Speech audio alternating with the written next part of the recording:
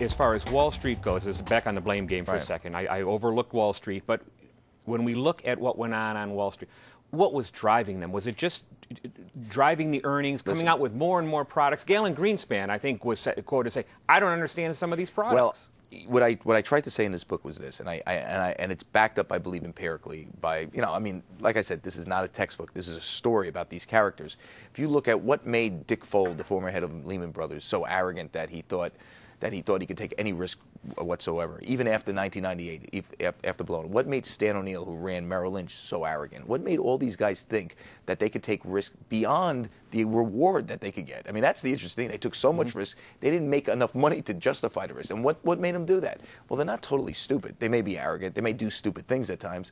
But what made them think that they could do that was the fact that they had a government as a partner. If you believe that the government's going to bail you out, you create something called moral hazard. You will keep taking more and more risk.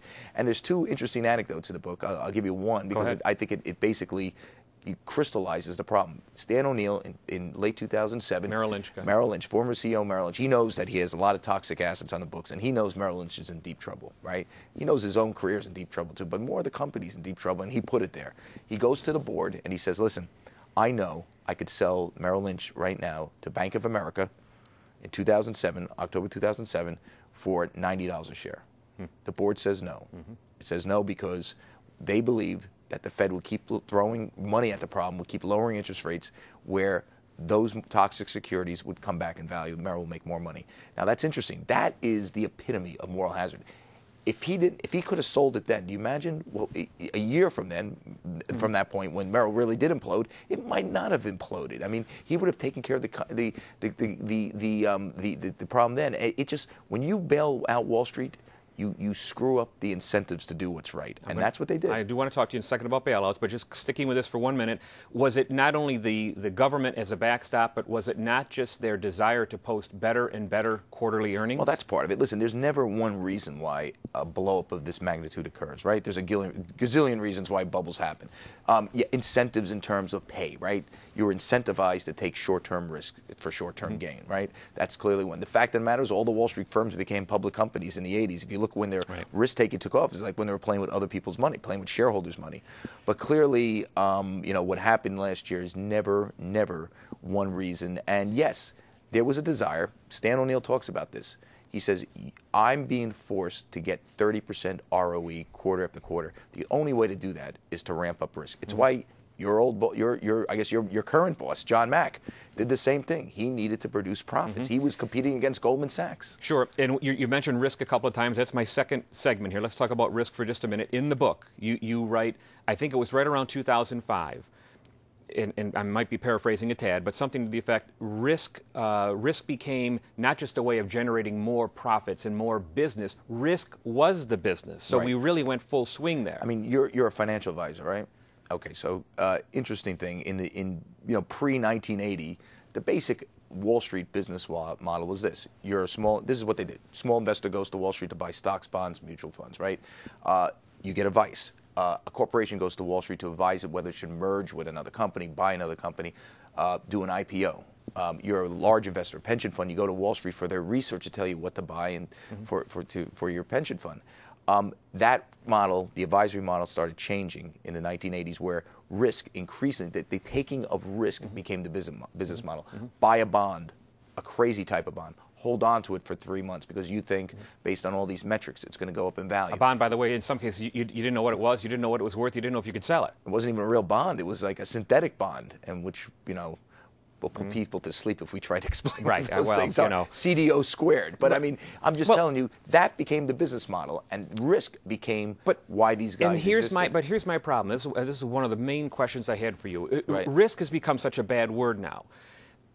But can't that pendulum swing too far also? I mean, this country was founded on risk-taking and risk-takers. You wouldn't have what we have, infrastructure, Silicon Valley. Who would invest if you weren't willing to take a risk? Of course, but they were investing in companies and ideas, and it's a little different. I mean, you're absolutely right, but you have to get to the root of the problem. What makes people take stupid risks? Okay, why does a gambler gamble? Okay, well, he's addicted to gambling, right? But suppose you told every gambler that if you lose, we're going to bail you out. How many people do you think would show up in Las Vegas? And I think when you create an incentive like that, when you incentivize people to take risks because you have backstop, you have the government there, the government won't let you fail. If you create that environment, you'll have risk beyond any imaginable level of risk. And that's what we have right now. Well, you're leading up to my question on bailout here in a second, but a couple more things I want to hit on because I'm getting a sense where you are in the whole bailout thing, and that was a question for me. Right. But in the aftermath of all of this, here we sit, and whether we're over it, through it, the worst is over, I don't know, but here we are. Right. Capitalism, gone, different, changed? It was funny. I went to a conference where they put capitalism on trial, and I was a witness for the defense of capitalism, just so you know that.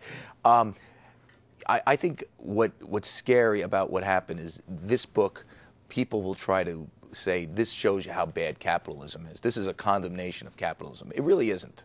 Wall Street wasn't capitalism. Wall Street was in partnership with government to achieve certain policy goals and to do and government enabled Wall Street to take risks beyond belief. This is not about, by the way, capitalism. When a guy wants to start a business, he goes to Silicon Valley, he has to present a business plan. It's he has a product, he has a theory, has an idea. That's the type of risk we have to return to, not this nonsense. People reading your book are not going to confuse you with Michael Moore. No. Okay, but it's the same type of outrage in there as he shows. All right, but I've got a problem with the subtitle in the book. 3 decades of Wall Street greed and government mismanagement destroyed the global financial system. Destroyed? Can we rebuild it? Is it done? It did destroy it for a while, that's for sure, and it's unclear. Listen, can small businesses get loans? Is it easy for Citigroup to survive without government in there? Can Goldman Sachs survive without? Here's the fascinating thing, which I don't get, and maybe you know more about this than I do. Goldman Sachs is classified as a commercial bank, right? The Fed backs it up. It says it's too big to fail. Now, why is that important? Well, it's important because for Goldman, because if they are classified as too big to fail, if they can borrow at the Fed window like a bank that has deposits and all that, that means they can finance their risk taking very cheaply and make a lot of money. That's what they're doing now. That's why they have $20 billion in bonuses. Now, I can understand why. For the life of me, why Goldman Sachs is a commercial bank. They're making so much money. They're going to pay their people so much money. It has to be that the federal government believes that if they remove those designations, that Goldman Sachs is sitting on toxic assets, that it still might implode. And that's a scary situation. If you really believe that Goldman Sachs, without all these subsidies, can't exist, well then the global financial system has been destroyed. Okay, you're not making me feel any better so far.